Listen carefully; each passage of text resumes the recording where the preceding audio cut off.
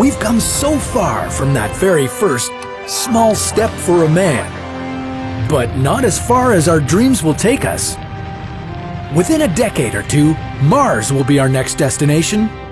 But are we ready to survive it? This is how to survive on Mars. This red planet is our neighbor in the solar system, but it has none of the components that make life possible here on Earth. It's full of radiation and too cold for liquid water. It has an atmosphere we can't breathe and soil that we can't grow anything in. Its gusts of wind come close to what we classify as hurricanes here on Earth, and now we want to make it our new home. How can you prepare yourself for this mission? What should you bring with you? And what's your best strategy for coming back alive? I honestly doubt Matt Damon could have survived being stuck on Mars all by himself, but luckily for you, we've put together a list of 5 tips that will help you to get through it. Number 1, come prepared. Before you can even board the spaceship, NASA will be testing and training you for months. And I'm not just talking about your physical strengths. Your mental health is just as important. You're going on a very long trip where you'll be stuck in small quarters with the same people.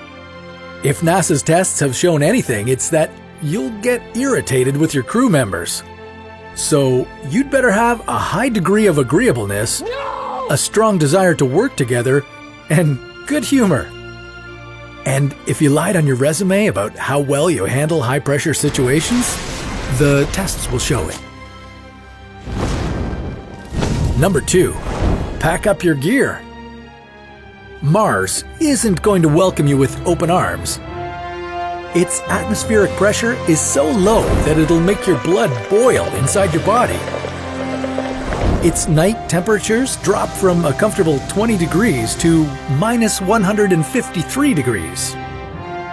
Its surface is coated with dust so finely grained that it would damage your lungs if you inhaled it. Top that all off with winds rampaging at 97 kilometers an hour and a whole lot of cosmic radiation? Well, you get the picture. If you just crash on Mars with only your spacecraft and a single suit on your back, you won't last longer than 1 hour.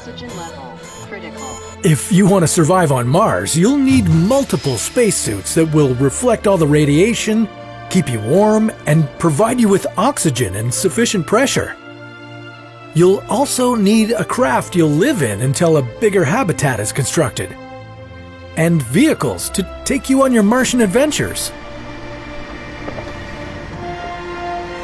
Number 3, bring your food. The soil on Mars is a very fine, powder-like dust covering the basalt rock. That's precisely the opposite of fertile. If you want to grow anything on the red planet, you'll need a ton of solid biomass waste. Yeah, you'll be collecting all your poop and all your crew members' poop. And then you'll plant potatoes or whatever it is you want to grow in that mass of poop. You could eventually start growing some lettuce, garlic, and even potatoes, but you'd better stock up with supplies before you go on the mission. And make sure those supplies will last you for at least a year. That's how long it takes for another crew to arrive to Mars. Number 4, don't forget about water. Mars is too cold to have liquid water. Instead, it has its water frozen as the polar ice caps. Of course, you can't bring a year-long supply of water with you all the way to Mars, but here's what you can do. Some initiatives suggest ways that you could extract water in Martian conditions. One of them being an aerogel developed by NASA's Jet Propulsion Laboratory.